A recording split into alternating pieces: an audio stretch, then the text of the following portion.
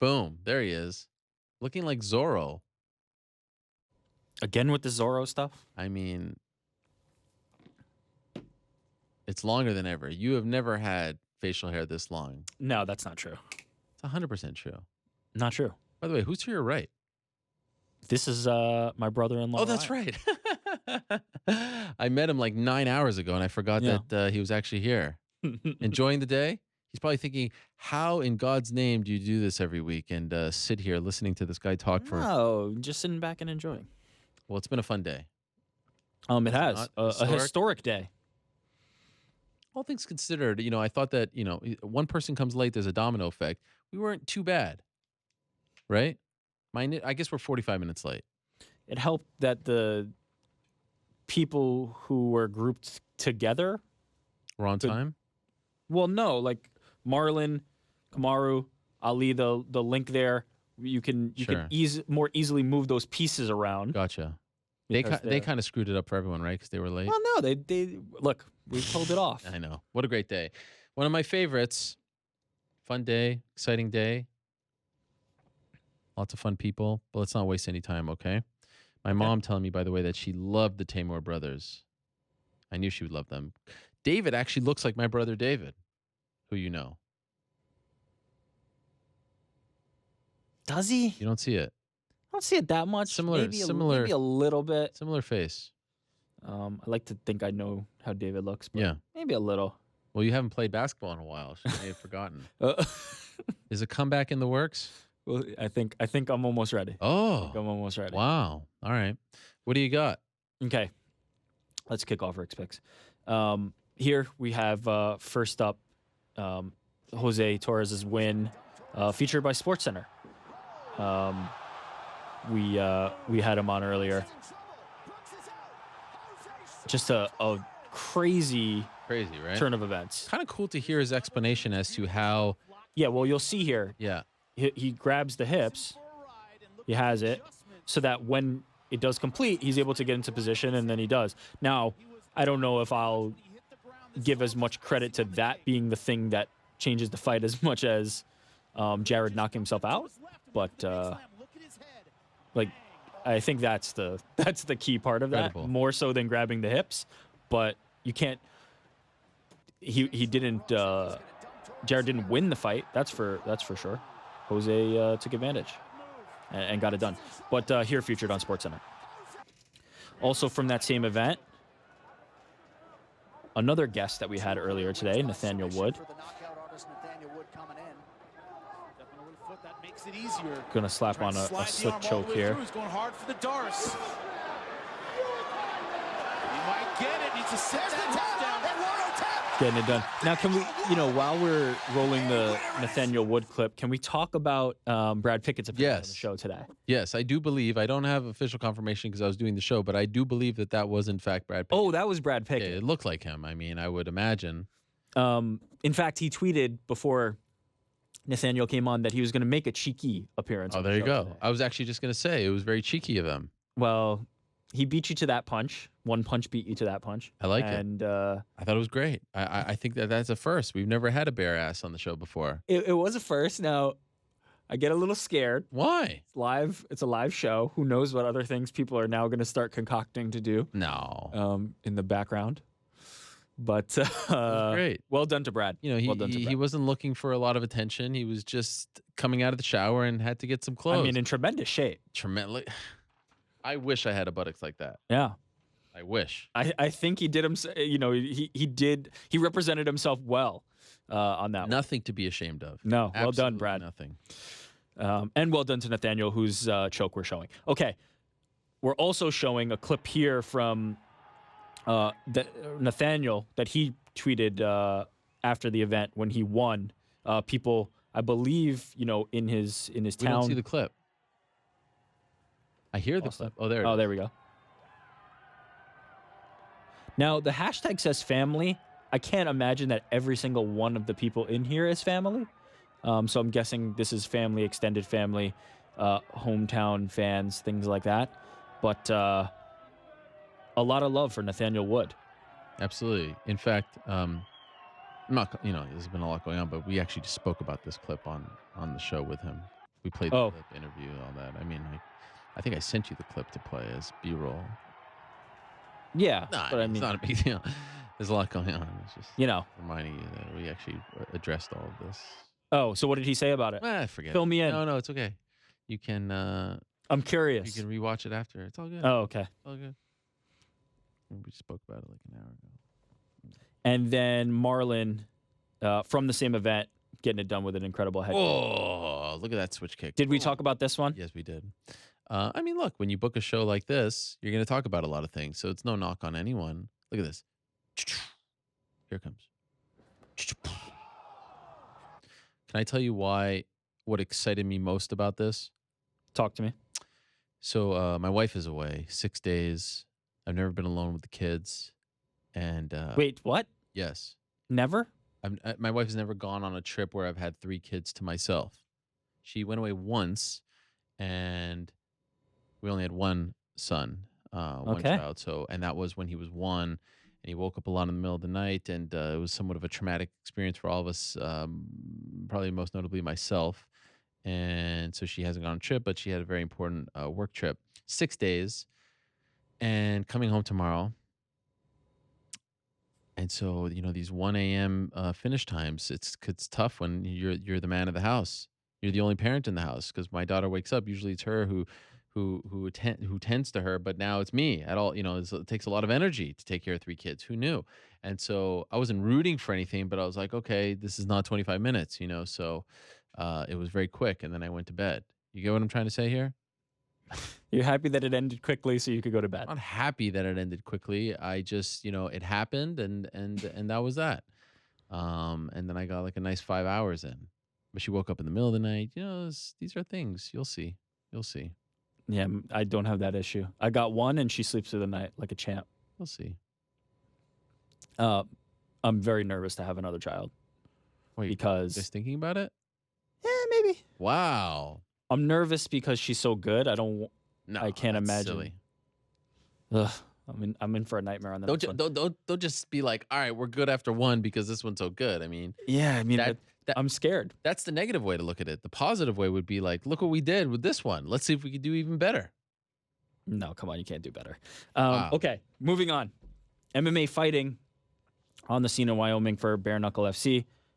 Esther and Casey, representing the website, had this behind the scenes video after Joey Beltran and Tony Lopez had their back and forth slugfest. Full video at youtube.com/MMA fighting. Did you order it? Did you watch it? I did. What'd you think of it? I enjoyed it. I thought it was entertaining. There were finishes. I don't know how sustainable it will be, but I did enjoy it. The best thing that they did was picking a weekend with no UFC or Bellator on Saturday, because there wasn't, and fight fans. And this seemed to have catered more towards MMA fans, because I think a lot of the characters were, the Joey Beltrans, the Tony Lopez's, the Rico Rodriguez, of course, Beck Rawlings. Sure. These were more, notable names in our sport, even though it was closer to boxing, right? Yeah, I would say stylistically it was closer to boxing, yeah. I did not order it. I did not watch it live. I've seen some clips. Of course, I've seen the coverage, which was great access. But I don't know. It's just it was I've said my piece on the word violence. This was a little gruesome, and I can't believe. I know a lot of people won't believe me, but it's I don't know. I too much for you. It's a little too much. Yeah, it's a little too much. Okay. And I know that sounds crazy. It's just there's something, I don't know. I know the gloves are nothing. They're essentially like wraps, right? Right. The UFC gloves. I don't know. There was just something about it. It didn't feel. Look, it seemed like all the reviews were phenomenal. It seemed like people really enjoyed it who bought it. I just can't see how it is, as you said, a sustainable thing. It just didn't feel high level to me from what I saw. Yeah. From afar. It felt very, I don't know, tough man-esque. Yeah. Right? Well, that's what our sport that we cover began, how it started. So if there's a way to adapt that model, then maybe. But for me, it was I guess on a random Saturday with the UFC on a Friday, I wasn't itching to watch bare knuckle. yeah. I'm You curious had to your see. fill of fights. They got a ton of good coverage. A lot Yeah. of people covered them, so clearly there's something there that is intriguing to people. But yeah, I kind of had my, I was watching my Golden Knights. They dropped a tough one on the road, big one tonight, Game 4. So I was watching that. I was enjoying that. Come on. That's tough. Come on. One of the people who was following and is a fan, Conor McGregor. Yes. But less about covering or enjoying the sport, showing some love for Esther. Connor's all been elbows. He's been a big Esther fan. He's shown her love a few times. Yeah, Esther posting some photos on her Instagram. Conor saying some great shots, photo and fist, giving some props to Beck Rawlings as well. Thumb position perfectly for a bare fist shot, 0 damage to the paws, taking great work, Beck. So a fan of both Beck Rawlings and Esther Lynn, rightfully so. I can almost hear him say that, like the way he wrote what he wrote. He probably said it out loud to somebody first, and then I don't know about that. I actually don't know about that. Maybe I'm wrong, but I don't know if that's the case. Why must you assume the worst? What do you mean the worst? I mean, I feel like Conor McGregor could type out his own Instagram comments. I think you misunderstood what I was saying. I'm not saying that he dictated it to somebody. I'm saying that he's jabbed somebody in the ribs and said, "Oh, look at the thumb, great work there," and then went to the IG and did that. Interesting. You're right.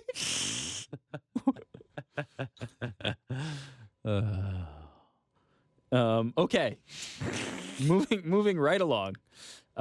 Bruno Silva KOing Alexander Shlemenko in M1. A skid now for Storm.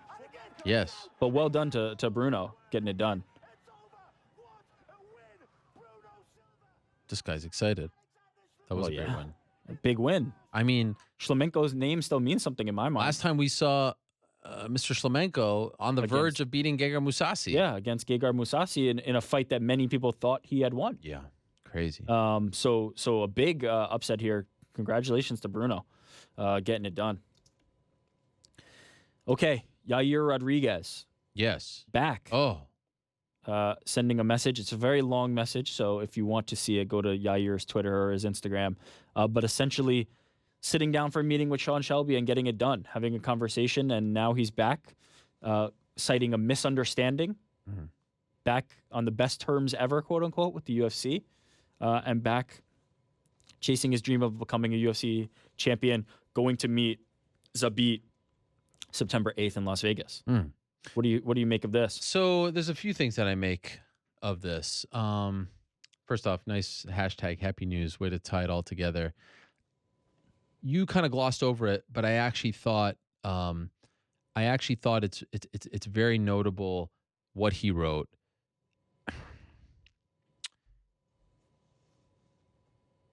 Hopefully soon, the story comes out behind what happened here, leading, from the initial offer to the release, to the time out of the UFC, those 2 weeks, to the return to the UFC. Personally, I thought him going into such detail, there was a method to the madness. I know that there had been interest from several organizations. Of course, Combate kind of put it out there that that they were moving on or pulling their offer. To me, that felt honestly like them saving face. It felt to me like they kind of knew that they weren't in the running, so they're like, we're going to pull this offer. I know that there was interest from Bellator. I know there was interest from ONE. Unfortunately, I am not at liberty to tell the whole story because it's been said off the record, but I do hope that the whole story comes out on this one, and I just think it's interesting, I think it's a super. I don't think the whole story has been told. I hate being cryptic. You're kind of putting me on the spot here, but I am happy that you brought up the tweet and the news, because he is back and he is going to fight Zabit, whether it's in Las Vegas. There's no show in Las Vegas as of right now in September. Maybe it's the October card. It's a wild story. I mean, you get rid of the guy, you bring him back. Gosh, there's a lot more there. but he's back, and I guess for fans, all that matters is that he's There's back. a place to watch. Yeah, who like they don't care. But when you read that statement, did you not think like, wow, this is a lot of detail? This is a lot of detail that typically isn't shared, right? Oh, I have a mutual friend who brought me. I didn't think that because if this is what happens, you need to give some kind of detail. You literally, you can't come back and just say, oh, by the way, I'm back with the UFC. You have to go into it.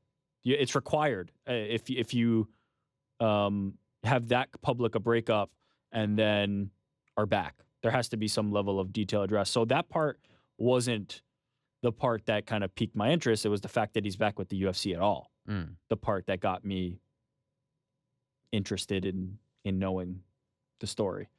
But no, the level of detail was not like you have to. You can't just say, okay, sorry guys, I'm back.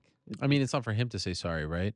Really, the statement should be, why did you release the guy and bring him back? That's who we really fair. That's who I really want to hear from, right? Yeah. It's not really him. We knew he didn't want to leave, right? That's fair. So, well, he's back and he's going to fight. Yes. Also going to fight, Ray Cooper III. Yes. Some great work here from Rob DeMello out in Hawaii. Our brother. Let's bring the volume up on this. It's so awesome that it's happening now. Everything is timing. His mentality is right now. As he grew up and he kept talking about him, then in the back of my mind was like, oh, it might happen, you know. And Jake was still fighting and still on top and still good. Sooner or later, I kind of thought, you know, it would come around. So this was something Jake actually talked about on our show. Ray Cooper III facing Jake Shields, who fought his father 14 years ago, coming up in July. Ray Cooper III versus Jake Shields. Amazing that they got the footage. Bro Fight League. Yeah, the footage of Jake fighting his father. An incredible story. Tagged Sugar Ray Sefo, who we had on the show earlier today.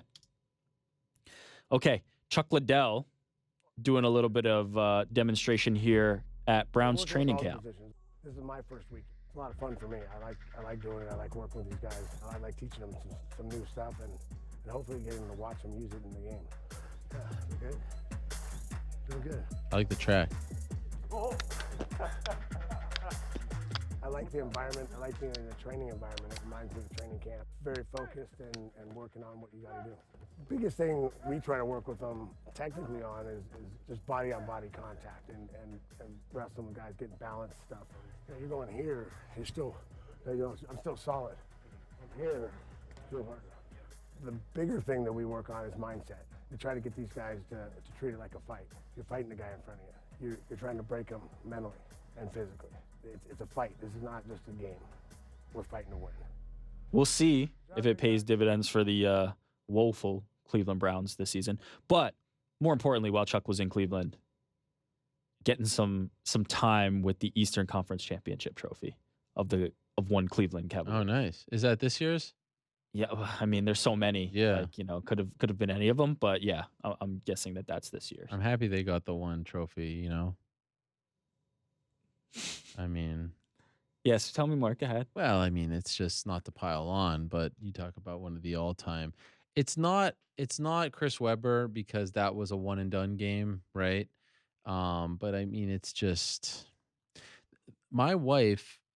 Yes, for the longest time thought that J.R. Smith's real name was Damn It J.R. because I always used to say that watching his games. Like, she always used to get a kick out of me complaining about his blunders. This one obviously takes the cake. He was a key contributor to a championship team. Yeah. 2 years ago? 2 years ago. And he made a mistake. I can forgive him. I think we all have to move on. We have to let JR be JR. Do we? On that stage? It was pretty bad. I mean, there's just no excuse. And now this footage comes out. And by the way, there's people like ripping on LeBron for how he's acting. I mean, the freaking guy gave you everything. 51 points. He did literally, he scored half your points. He did everything that you asked. All he's asking of you is to know the score. And amazing. You got a rebound over Kevin Durant. Just put it back up. Or call timeout. You had one timeout left. or pass it to LeBron, who's at the top of the three-point line, wide open with not a soul in sight. There were a lot of options. There were a lot of They options there. cannot rebound from that. It's just impossible.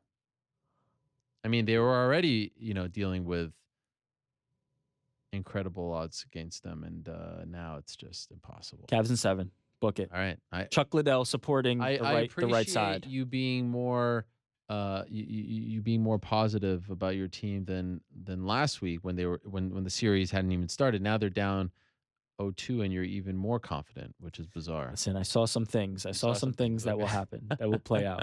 Remember, they were down 0-2 to Joe's Boston Celtics. Yeah. Our guy Joe here in the back, and I have $10 in my pocket. I feel like these guys are a little different. Thanks to the Cavs getting it done. Yeah. No, but you know what?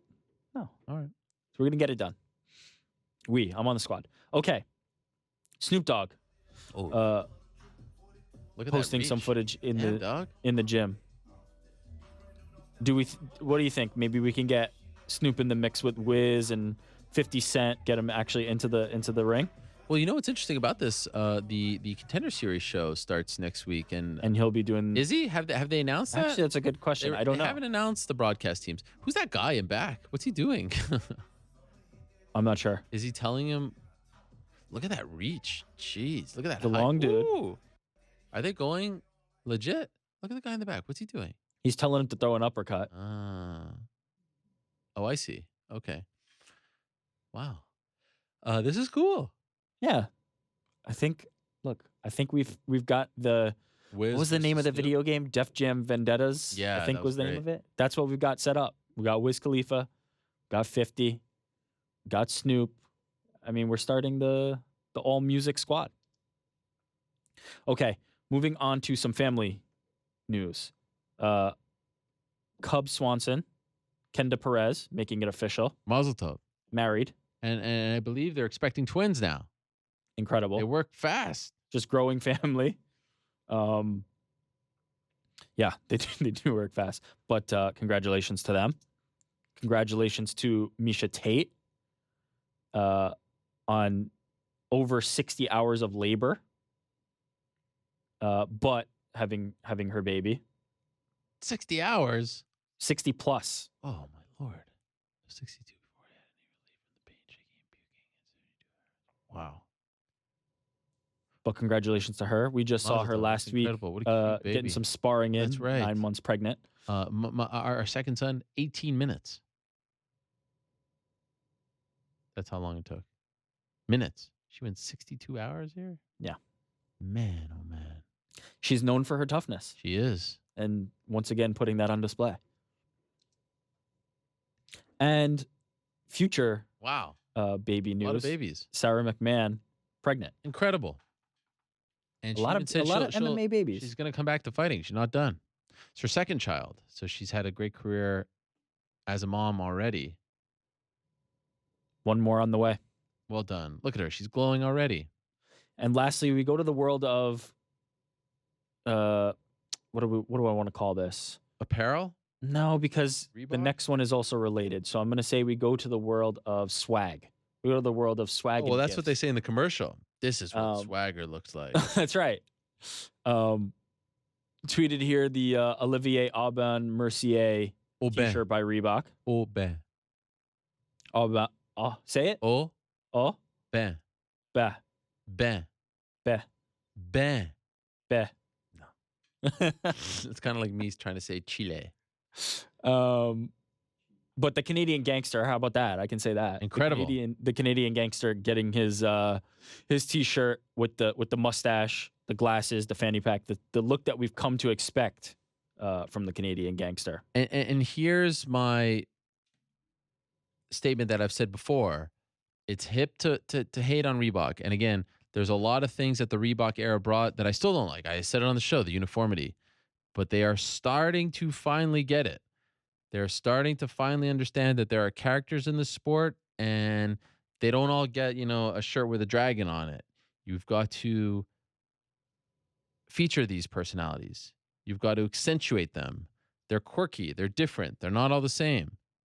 This is a perfect example. And I saw a lot of people when I tweeted this, that looks like something I did in 1998 on my MS-DOS or whatever it was called. That's kind of the point. it's supposed to be quirky. It's supposed to be a little bit hokey. Now, is it perfect? No, it's not perfect. Maybe a little too many UFC logos there. Maybe, it's change things around. But for the most part, that's pretty damn good. I'm going to tell you a secret about the internet. No one's ever happy. No one's ever happy. They will find a reason to complain about everything. Sean O'Malley, Tai Tuivasa. That's right, the Yoel tie-dye shirt. I love you. This shirt. You know what? Where's the I love you shirt? I want it. I know. It's out. They told me it's sold out. The initial run sold out on the Reebok site, and now it's like just a few left on the MMA Warehouse site. But we couldn't get one of those to sign. Be nice by Yoel Romero. Yeah. I mean, come on. But no, they're doing a great job, and he's gonna hate us. But we mentioned him before. Our friend Kevin doing a phenomenal job. Should we say his last name, or is that too? No, let's not go too far. He's just shout out to Kevin. He's doing an amazing job. He gets it. He's an MMA guy who gets it. Speaking of getting it, Scott Holtzman is going to get his MMA Is he getting it? mug. Is this actually confirmed? Danny Segura, the has it man been with the sent? swag, has gotten it sent out. No way. Danny confirmed? What? Says yes. That was not believable. He says yes. That was not believable, Danny. Well, now it's out there. Scott, you're going to get your mug. But really, like, wink, wink, Danny Rubenstein, you're gonna get your mug when you take it from Scott. Danny really wants that. He says he wants it bad. He wants to represent. By the way, when you send a mug like that, you got to pack it the right way because that thing will break easy. So don't worry, Danny, get on that. He sent many a mugs. He knows what he's doing. Don't question. And please, someone make a compilation of every social media post that has featured Khabib Nurmagomedov wearing the MMA fighting T-shirt. He loves it. It is. I've seen, no joke, like 6 different pictures of him. Unless it was all on the same day, it doesn't look because his hair is a little longer. No. He is rocking that bad boy. He took it overseas, packed it, and he's been wearing it, and we love him for it. Love it. Okay, let's get into some questions. MMA Hour question of the day. This time not posed by Ariel Helwani, but posed by myself. On Twitter. Which fight at UFC 225 are you most looking forward to? How many votes on this one? We've got 10,000 votes. Not bad. Take a guess. 10,000 for you? That's got to be some kind of record. Nah, bro. I do numbers all day. Okay, what are the options? The first option was Whitaker versus Romero, main event. Mm-hmm. Second option was Dos Anjos versus Covington, co-main event. And the third option was Punk versus Jackson. And then other, which I'll let you know right now, did not win. It's never going to win. But there were a lot of write-ins. You know, people were giving all kinds of answers, which is to be expected with a card that has this many fights that are relevant. But what do you think of those 3 fights got the most?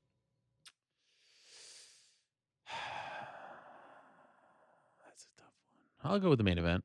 It did. Yeah. It did win. 44% saying Whitaker versus Romero. 40% for Dos Anjos versus Covington. So there's some interest there. Not far behind with 40%. And then Punk versus Jackson got 12% and other got 4%. Are you more interested in the first Punk fight or the second Punk fight? What this time 2 years ago. You know what's crazy? In December, it will have been 4 years since Punk was signed. 4 freaking years. He's been on the roster for 4 years. Isn't that nuts? 0-1. It's just nuts. It's nuts how fast time has gone. Anyway, am I more excited for this than I had? No, I'm not. I mean, there was a lot more unknown at that point. I think I'm more intrigued for 2 reasons. 1, it feels like a more suitable matchup. 2, he has literally been a ghost. Have you seen any footage of him training? Have you seen an interview with the guy? I don't. There's nothing. Blame him. There's nothing. I don't blame him. So there's mystery for how. Now. The other one had a show. You remember they had like the 4-part series. What was it called? The Anatomy of Punk or something. Yeah, but or some Evolution of Punk. This one, he's been a ghost. Of course, he's currently involved in that lawsuit. If you're not following it, right? WWE. It ends tomorrow, so I understand there could be some questions regarding the toll it's taking, distractions. Although it's the end of camp. But there's intrigue there, and Mike Jackson to me is a more suitable opponent. So I'm curious. The thing is, like, we didn't get to see him To me, I thought the game plan wasn't the right one in the last fight. He just like rushed and was taken down. He's been on his feet in UFC action for what, 20 seconds. So I think I'm actually more intrigued by this one because it feels like this is the real debut. And also now they both have one fight under their belt, so maybe that whole experience is different. I don't know. I think. Have you looked at the odds? I haven't. Here we go. I can't. Give it. I can't imagine he's. Give it to us. He's even. What's your close. guess? I'm looking at him. On the number? Yeah. Who's the favorite? Who's the well, I mean, the favorite is obviously Jackson. How big a favorite? I don't know. 3-1. 2. 2-1. Yeah. Oh boy, I'm plus 201 minus 205. Gambling soon legal in most states. Who would you bet on? Are you crazy? That's. No, honestly, I don't know. That's easy money on Jackson. Wow. What a card, huh? 13 fights, 26 big card. fighters. They're bringing every single fighter to Media Day on Thursday. I don't think they've ever done that. Wow. Every single surprised. fighter.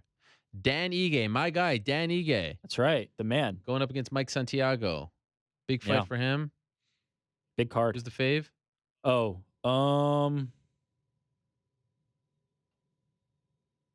let's go Ige. Yeah. Minus 132 plus 125. Overeem Blades. Who's going to be the favorite? Maybe Overeem? Yeah. Wrong. Overeem. Minus 155 plus 158. That doesn't shock me, actually, because that's one of those that I was thinking I was factoring in a little bit of popularity to it, but that doesn't shock me because I think it's a decent matchup for Blades. Oliveira, Guida. Guida's coming in on short notice, right? No, Oliveira. It's supposed to be Guida against Green. Yeah. I'd say Oliveira. Minus 152 plus 140. Rashad Evans, Anthony Smith. Maybe do or die for Smith going to be the favorite there. Minus 290 plus 284. Carlos Esparza, Claudia. How wild is that? Gedelia. Anthony Smith a favorite over Rashad Evans. One guy's been doing well lately. Yeah. If you think about it now, it's not as crazy, but 5 years ago. Hearing those names, it's insane, but sure. Carlos Esparza, Claudia Gedelia. Claudia. Man, a big one. Minus 450 plus 444. It's a tough matchup for Carla, I think. Claudia's got a good Megan shot. Anderson, Holly Holm. Holly Holm. Minus 217 plus 210. Yeah. Sergio Pettis, Joseph Benavidez. Joey B. Minus 220 plus 211. What do you think of that? Do you think that's... Yeah, I mean, he's been out for a year, so maybe that's what I think the most important factor is there. I think, both had been healthy and rolling. I think, as I've said a million times, you could run Joey versus Demetrius back 10 times, and I'm fine with it because I think he's the second best. But yeah, I think that's going to be a factor here. I think if Sergio sharp and Joey's looking a little rusty, he could pull that off. Rashad Coulter against Chris De La Rocha. Coulter? Yeah, minus 170 plus 158. Ricardo Lamas, Mirsad Bektik. Ooh, that's a good one. I'm going to go Bektik. Yeah, minus 189 plus 180. RDA Covington. RDA. Close, minus 117 plus 105. Andrea Lee. Wow, that's razor close. I'm surprised by that. That's a lot of respect for Colby Covington. Mm-hmm. God bless. Tai Tuivasa, Andrea Lee. They did this order very strange. Tuivasa. Minus 265 plus 250. And Whitaker Romero. Ooh. Tough. That's got to be close to even money, no? No. Is that a minus 225 plus 206? For who? Whitaker. What? Yeah. Over 2-1? Uh-huh. You in on that? After the last fight? I mean, that seems high. That seems pretty high. There you have it. I would give Romero a better chance than that. That's an interesting one. I thought that one was much closer to a coin flip. Damn. Okay. Yo Romero backers out there might have something. I don't think this card is going to do over 300 or so thousand pay-per-views. I will say, thus far, it is the deepest card of the year, and I don't think there's much debate there. Yeah, and then 226. July. Yeah, but right now, this is great. There is truly something for everyone on this card. Yeah, solid top to bottom. Okay, let's run through these questions real quick. We're going to skip that one. Andrea Lee's tweets. Oh my. about the husband's tattoos. Can you get people up to speed as to what the story is Yes, here? Very quickly? Andrea Lee, her husband, Donnie Aaron, having a swastika tattoo, an SS tattoo, having exposed arms on social media. A lot of Twitter outrage, rightfully so, about the tattoos being exposed. Apologies have been issued by both Donnie Aaron, by both Andrea Lee. We've yet to hear from UFC or anybody involved beyond that. But it doesn't seem like these tattoos will be removed, saying that it's been explored but not able to be done. So they will stay. How do you feel about the statements? And also, how do you feel about the reaction to this story? Like, someone notices this, and some people may have known who are like hardcore fans about the past, but this picture is tweeted by them, right? Having a day out or something on the lake. And then it kind of grew and grew and grew. How do I feel about the statements? I mean, I don't know. It seemed authentic and apologetic, but what can you say? This seems like one that's an unwinnable scenario. You can't really.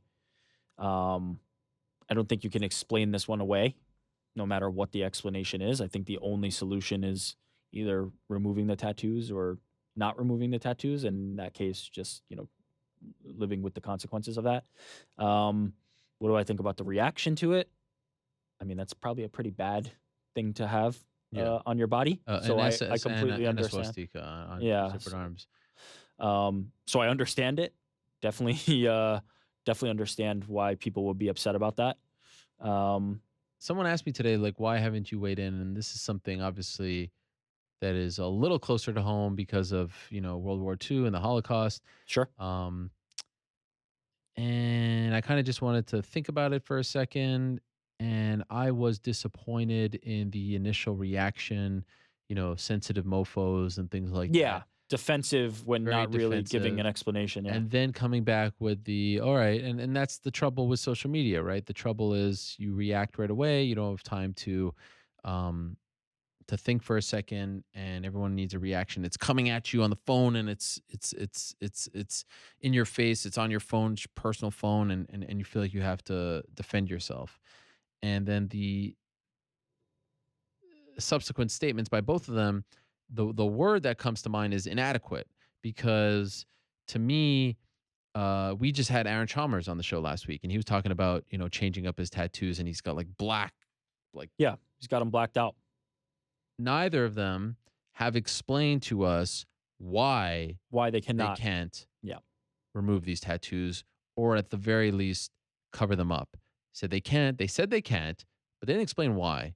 Yeah. And to me, you can't give us a whole diatribe about how good you are and how bad you feel and how different you are and not explain why. If you feel that bad, if you're that different of a person, cover that up, remove that, never let that be shown. If you tell me that your skin cannot, handle that kind of procedure, put a patch over it. Make a statement that this is not who you are.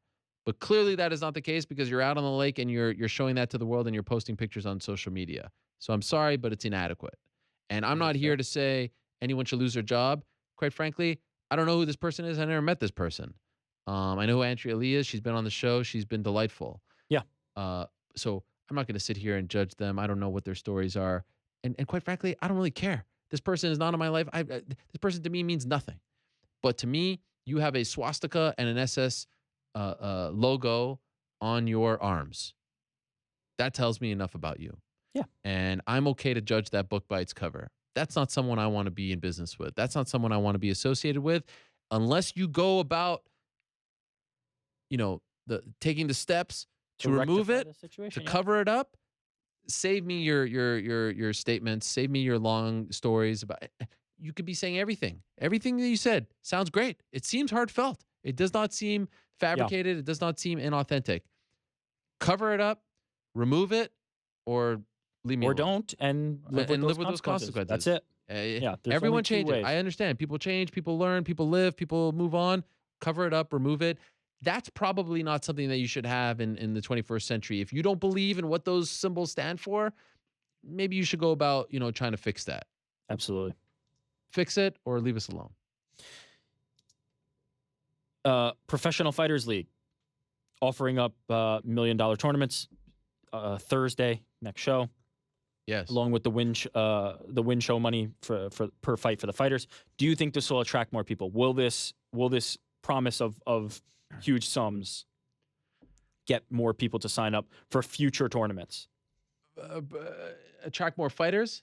Yes. I mean, I think it depends on how this first one goes. I think some people are skeptical, as am I, as I brought up to both Carlos and Ray, who were delightful. Let's see the payouts. Let's see if this thing is actual real thing. These are big numbers. I think it's good for fighters to have another option. I think for fans, it's exciting to have another option. But at the end of the day, we all know stars make promotions. Stars drive interest to fight. So the $1 million, the tournament, the uniforms, the regular season, you could spin it all the way that you want. At the end of the day, it's two men or women fighting in a cage. What are you doing to get people to watch? We watch. We are exposed to baseball, basketball, football, where these men and women are competing for way more than that money. That doesn't mean, like, if I find out that the tennis tournament this weekend, they're playing for $10 million at the Golden Wells whatever tournament, the Wells Fargo, I don't care.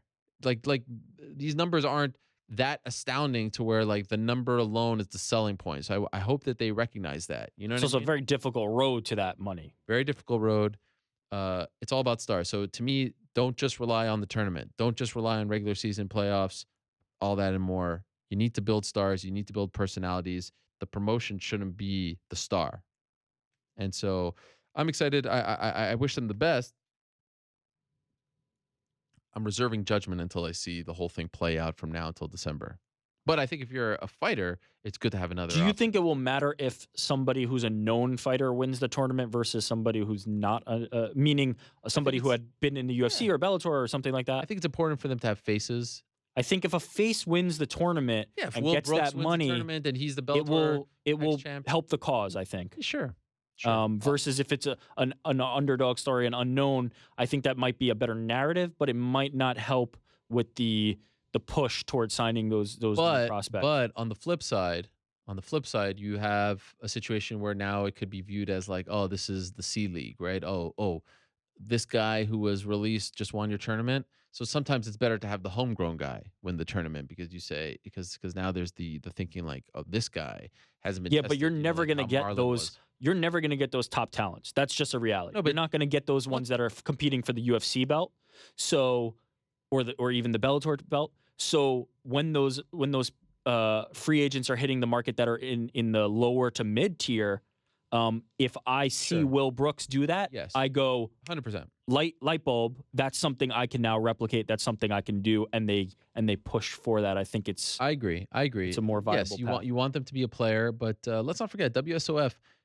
For all the jokes and for some of the mishaps, they did a nice job for a minute there finding some young talent. Oh yeah. I was saying it to somebody earlier today. I worked with WSOF for the first two shows, and I remember seeing Marlon Moraes and Justin Gaethje and thinking these guys are on the path to something. Yep. So I think it's going to be interesting to see how it plays out, but yeah, that's money. And I think Thursday is a good day for them too. Okay. How crazy is it? You touched on this very briefly. How crazy is it that CM Punk is in court? Yeah. As a defendant 5 days before he fights at UFC 225. Okay, so you think this will affect, like, a lot? It has to. A lot. So this is not something that has just been. I don't want to speak for him. Yeah, but this is not something that has just been sprung on him, right? So he knew this was coming. That's really all that I feel comfortable saying. A lot of people have asked me, is the traditional CM Punk interview going to happen? Of course, you know me. Of course, I tried. This week's a little different because of this situation. Sure. I think tomorrow, closing arguments and the way the whole thing plays out may dictate. Notice he hasn't talked to anyone. No. And I'm assuming by Friday he's going to talk to people, of course. There's media day, this and that. But, for such a big name and for such a big face and for such a large following, he's done a pretty good job of, keeping it all on the DL. So, of course, is it draining? Would he rather be training and cutting weight, yes, but let's not forget that this has only just been a few days. You'd prefer, if you're a part of his team, that it's 100% focus on this. The timing isn't great. You kind of wish for him and his team's sake that it was next week, right? Even if it was the Monday after the fight. The timing isn't great, but I look forward to hopefully talking to him about it and hearing how he's dealing with it all. That's really the best that I can do. That's it. That is it, my man. All right, we officially hit the 7 o'clock. I don't think I've ever seen 7 o'clock. We did it. We did it. Thank you very much for your hard work. Thank you to everyone in the back. I felt like, I needed to hit it once. And now we hit it. And here's my mom. It's 7 p.m. She just texted me. Yes, it is. I have to get home. It has been a long day. We have talked to a lot of people. We have said hello to a lot of people. We have said goodbye to a lot of people. And we pretty much covered it all. So I'm content. Austin, you can hit my music. Great day with all of you here today. Really appreciate it. UFC 225, 5 days away now. I will be there beginning